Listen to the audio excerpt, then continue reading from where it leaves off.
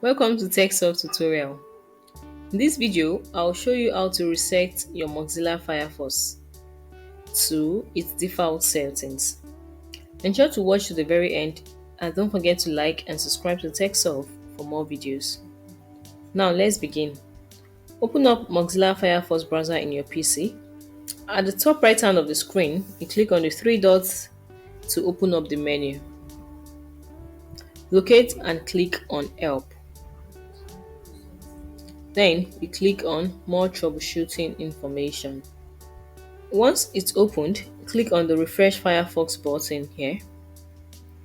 A confirmation window will appear asking if you really want to reset or refresh your Firefox browser to its original default, and it will remove your extensions and customizations. If you still want to continue with the resetting, you click on the Refresh Firefox button to confirm. Now, you have successfully reset your Mozilla browser to its default settings.